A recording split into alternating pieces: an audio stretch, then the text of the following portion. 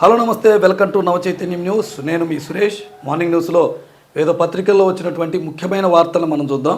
కేవలం 11 నుంచి 12 నిమిషాల వ్యవధిలోనే 3-4 పత్రికల్లో వార్తలు ఎవరెవరు ఎలాంటి వార్తలు రాశారు అనేది చూద్దాం. ఆ వీడియోలోకి వెళ్ళే ముందు ఇప్పటివరకు మన ఛానల్ ఎవరైనా సబ్స్క్రైబ్ చేయకపోతే తప్పకుండా సబ్స్క్రైబ్ చేయండి. మన వార్తలు మీకు నోటిఫికేషన్గా ముందుగా రావడానికి బెల్ ఐకాన్ ప్రెస్ చేయండి. ప్రతిరోజు 7:30 నుంచి 8 లోపులోనే మనం వీడియో అనేది అప్లోడ్ చేయడం జరుగుతుంది. ఇక లేట్ చేయకుండా మనం వార్తల్లోకి వెళ్ళిపోదాం. నేను తమిళనాడు వెళ్ళారు మన ముఖ్యమంత్రి చంద్రబాబు నాయుడు గారు. ఎందుకు? అక్కడ అన్నా డిఎంకే మనందరికీ తెలుసు కదా, జయలలిత గారు ఉన్న పార్టీ. అక్కడ ఎన్డీఏ తరఫున ప్రచారానికి వెళ్ళారు. మరి ఆ విషయాలు ఒకసారి మనం చూద్దాం.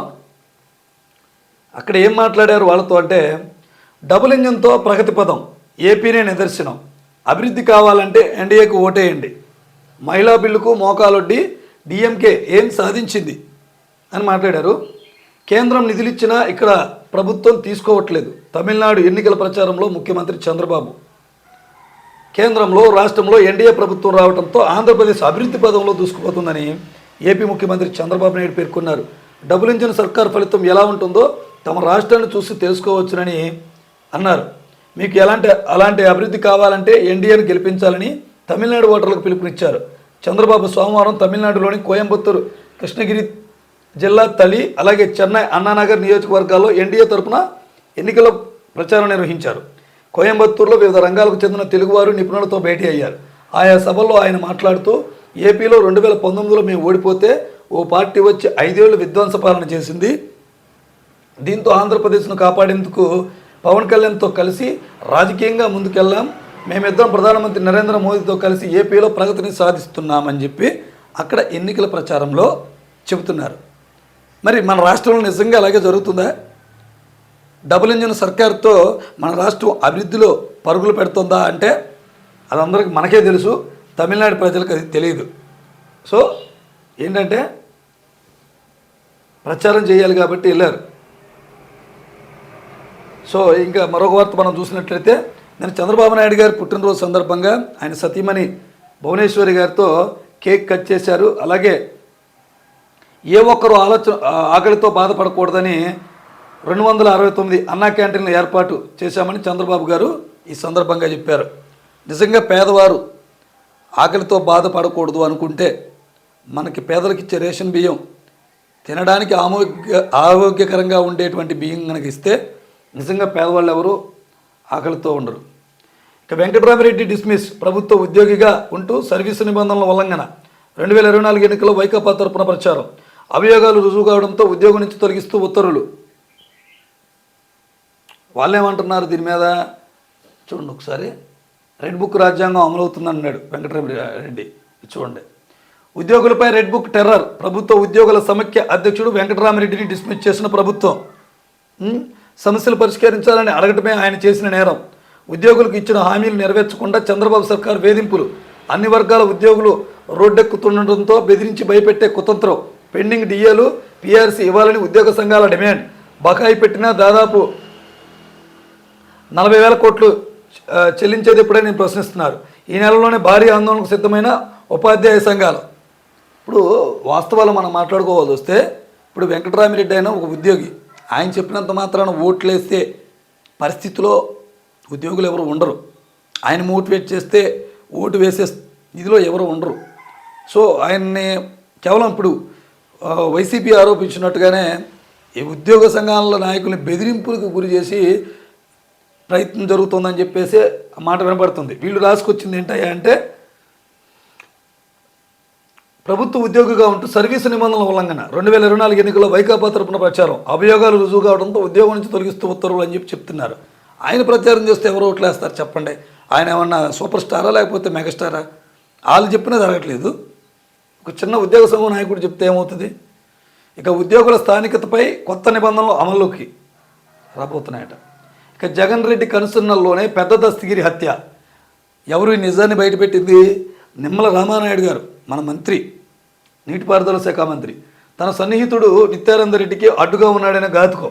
రాజకీయ లబ్ధి కోసం సొంత కార్యకర్తను బలి తీసుకున్నారు. వివేక మొదలు ఈ హత్య వరకు తాడేపల్లి ప్యాలెస్లోనే పలకరచన. మంత్రి నిమ్మల రామానాయుడు ధ్వజం. ప్రభుత్వం మరి మీ చేతిలోనే ఉంది కదా. ఎవరో ఈ బాబాయ్ మర్డర్ వివేకానందరెడ్డి హత్య జరిగినప్పుడు 2014లో అధికారం ఉంది చంద్రబాబు నాయుడు గారు, ఇప్పుడు 2024లో అధికారంలోకి వచ్చింది ఆయనే. నిజంగా వివేకానందరెడ్డిని హత్య చేస్తే మరి ఆధారాలని చూపించి ఆయన కటకటాలు పాలు చేయొచ్చు కదా. దీని వెనకాల ఉన్న వాళ్ళందరూ లాక్కొచ్చి జైల్లో కూర్చోబెట్టచ్చు కదా. ప్రజల్ని మభ్యపెట్టడానికే ఈ స్టేట్మెంట్లు. మనకు పోలవరం ఎంత దాకా వచ్చిందో ఆయన ప్రెస్ మీట్ పెట్టి ఏనాడన్నా చెప్పాడా? ఆ లెక్కలు తెలియవు. చర్చలపై హైడ్రామా నేడు జరుగుతాయో లేదో తెలియని సందిగ్ధత. Vance పాక్కు బయలుదేరానన్న Trump. సంప్రదింపుల ప్రణాళికలు ఏవీ లేవన్న ఇరాన్. హార్ముజ్ సమీపంలో టెహరాన్ నౌకపై అమెరికా బలగాల దాడి. అనిశ్చిత పరిస్థితి ఉంది. యుద్ధం జరుగుతుంది, లేని కూడా అర్థం కావట్లే. కాసేపు సంధి అంటుంది, కాసేపు సమరం అంటున్నారు. ఇక రాష్ట్ర విభజన తర్వాత కారుణ్య నియామకాల ఒకే కుటుంబం నుంచి 3వ తరానికి చెందిన వారు ఉన్నారు. సుప్రీం తీర్పునకు అనుగుణంగా కారుణ్యంపై మార్గదర్శకాలు రూపొందించండి. రాష్ట్ర ప్రభుత్వానికి హైకోర్టు ఆదేశం. నిరుద్యోగుల ఆశలను మొగ్గలోనే తుంచేస్తున్నారని వ్యాఖ్య. కారుణ్య నియామకాలంటే తెలుసు కదా, ఏదైనా ఉద్యోగస్తుడు చనిపోతే వాళ్ళ కుటుంబానికి ఆ ఉద్యోగాలు ఇవ్వటం. అలా అది 3వ తరాలు చెందిన వారికి కూడా ఉద్యోగాలు ఇస్తున్నారంట. దీంతో నిజంగా కష్టపడి చదివిన నిరుద్యోగులుగానే మిగిలిపోతున్నారు. సో దాని మీద కోర్టు తయారు చేసే మంది నివేదిక. అలాగే రాజస్థాన్ రిఫైనరీలో భారీ అగ్ని ప్రమాదం. అది ఈరోజు ప్రధాని నరేంద్ర మోదీ గారి చేతుల మీదుగా ప్రారంభం కానుంది, కానీ ఆ ఘటన జరిగింది. జమ్మూ కాశ్మీర్లో ఘోర విషాదం. బస్సు లోయలో పడడంతో 21 మంది మృతి, 51 మందికి గాయాలు. సాక్షిలో చూద్దాం. సాక్షిలో ఈరోజు ఇసుకని ఏ విధంగా దోచేస్తున్నారనే దాని గురించి బ్యానర్ వార్తగా ఇచ్చారు. మింగేస్తున్న రీచులు అంటే ఇసుక రీచులు అనమాట. మారీచులు ఇసుకాసులు. ప్రకృతి వనరులను చెరబట్టి కొల్లగొడుతున్న పచ్చముఠాలు. వాగులు, వంకలు, చెరువులు, నదులను ఆక్రమించి దోపిడీ. ఉత్తరాంధ్ర నుంచి సీమ దాకా యంత్రాలతో యథేచ్ఛగా అక్రమంగా ఇసుక తవ్వకాలు. డిసిల్టేషన్ ముసుగులో జేసీబీల ద్వారా తవ్వి తరలింపు. ఎన్జీటీ ఆదేశాలు ఇసుకలో తొక్కి నదుల్లోకి నేరుగా రోడ్ల నిర్మాణం. విచ్చలవిడిగా తవ్వకాలతో నీరు అందక పొలాలు బీడు భూములుగా మారిపోతున్నాయంటూ రైతుల ఆందోళన. ఇసుక దందాలో గ్రామస్థాయి నుంచి ముఖ్య నేత దాకా వాటాల వసూళ్లు అంటూ మొత్తం శ్రీకాకుళం కానీ ఇటు ఏపీలో మొత్తం అన్ని జిల్లాల్లో జరుగుతున్న ఇసుక మాఫియా గురించి వీళ్ళు రాశారు. ఇసుకని ఎలా తవ్వుతున్నారు ఏంటని. ఉద్యోగులపై రెడ్ బుక్ టెర్రర్ చూసాం కదా మనది. ఇక పల్నాడులో యథాచ్ఛగా అక్రమ మైనింగ్ జరుగుతుందంట. ఎవరంటున్నారు? జిల్లా కలెక్టర్కు టీడీపీ నేత కోడెల శివరాం ఫిర్యాదు. కోడెల శివప్రసాద్ గారు తనయుడు ఉన్నాడు కదా, కోడెల శివరాం, ఆయన ఫిర్యాదు చేస్తున్నాడు కలెక్టర్ గారికి. పుట్టినరోజు సంబరాలే కాదు, కూలీల సంగతి పట్టించుకోండి. ఉపాధి కూలీలకు 1027 కోట్ల వేతన బకాయిల కోసం పోరుబాట. గ్రామీణాభివృద్ధి శాఖ కమిషనర్ ఆఫీస్ ముందు కార్మిక సంఘాల ధర్నా. మే 1న పని ప్రదేశాల్లో నిరసన కార్యక్రమానికి ఒక నిర్ణయం తీసుకుంటున్నారట. అంటే పుట్టినరోజు అయిపోయి పుట్టినరోజులో ఒక స్టేట్మెంట్, ఆ పేదవాడి ఆకలి తెచ్చటమే మా దేవంటే. అన్నా క్యాంటీన్లు లేనప్పుడు పేదవాడు బతకలేదా? మొన్నటిదాకా లేదా? లేవు, ఎలా దీన్ని బతికారు? అదే ఇప్పుడు వాళ్ళు కూడా కార్మిక సంఘాలు కూడా ప్రశ్నించేది అవే. ఉద్యోగ నియామకాల బదిలీలకు లోకల్ కేడర్లు గెజిట్ జారీ. 26 జిల్లాలు, 6 జోన్లు, 2 మల్టీ జోన్లు, 7 ఏళ్లలో 4 ఏళ్ళు ఎక్కడ చదివితే అదే స్థానికత. విద్యార్థులు లేని పోస్టులకు నివాస ప్రాంతమే స్థానికత. 95% ఉద్యోగులు స్థానికులకే, మిగతావి జనరల్ కేటగిరీ. గెజిట్ జారీ అయింది ఇది. సో ఇవి ప్రజాశక్తి చూద్దాం. ప్రజాశక్తిలో మహిళా రిజర్వేషన్లు, డీలిమిటేషన్ బిల్లులపై వాస్తవాలు చెప్పాలని కేంద్ర మంత్రి రామ్మోహన్ నాయుడికి సిపిఎం పార్టీ రాష్ట్ర కార్యదర్శి వి శ్రీనివాసరావు లేఖ రాశారు. ఏమంటున్నారు ఆయన? 130వ రాజ్యాంగ సవరణ అంటే మహిళా రిజర్వేషన్ డీలిమిటేషన్ బిల్లుపై ప్రజలకు వాస్తవాలు చెప్పాలని కోరుతూ కేంద్ర మంత్రి రామ్మోహన్ నాయుడుకు సిపిఎం రాష్ట్ర కార్యదర్శి వి శ్రీనివాసరావు సోమవారం ఒక లేఖ రాశారు. ఢిల్లీలో మీడియా సమావేశం ఏర్పాటు చేసి 2014లో విభజన చట్టంలో పేర్కొన్న అసెంబ్లీ సీట్ల పెంపుదలకు డీలిమిటేషన్కు ఎలా ముడిపెట్టారని ప్రశ్నించారు. ఈ విషయాలు మోకాలికి బోడిగుండుకు ముడిపెట్టినట్లు ఉందని పేర్కొన్నారు. అసలు విషయాలు వదిలేసి సంబంధం లేని, సమకాలికత లేని విషయాలు చెప్పి చేసిన తప్పును కప్పిపెచ్చుకోవడానికి గట్టిగా ప్రయత్నించినట్లు కల్పిస్తుందని తెలిపారు. మీరంత పెద్ద ప్రశ్నలు ఆయన అడిగితే ఏం చెప్తారు? వాళ్ళు ఒక ఎలివేషను ఇస్తారు ఆ ఎంపీకి. ఆయన హిందీ బాగా మాట్లాడతారని, ఇంగ్లీష్ బాగా మాట్లాడతారని. రీల్స్ చేసుకోవడానికి వాటికి తప్ప ఇలాంటి సబ్జెక్ట్ మీద ఆయన మాట్లాడలేరు శ్రీనివాసరావు గారు. దయచేసి ఆ లేఖ ఆయనకు బదులు మరి ప్రధానమంత్రికి రాయండి, వాళ్ళు ఆయన్ని చెప్పరు. ఇక రైతులపై యుద్ధం అంట. ఎరువులకు తీవ్ర కొరత, భారీగా పెరుగుతున్న ధరలు, ఖరీఫ్ రబీలపై ప్రభావం. రైతుల గురించి వార్తనే ప్రధానంగా పెరుగుతున్న ఎరువుల గురించి రాశారు, ఈ వార్తను రాసుకొచ్చారు. ఇక చంద్రబాబు నాయుడు గారి వార్త, అన్నదానం గొప్పది, పుట్టినరోజు క్యాంటీన్లో స్వయంగా వడ్డించిన ముఖ్యమంత్రి దంపతులు అనే వార్తను ఒకటి ఇచ్చారు. ఇక ఎండల తీవ్రత పెరుగుతోంది. రాష్ట్రంలో రానున్న 2 రోజులు ఎండ వడగాల్పులు ఉక్కపోత తీవ్ర ప్రభావం చూపుతాయని రాష్ట్ర విపత్తుల నిర్వహణ సంస్థ వెల్లడించింది.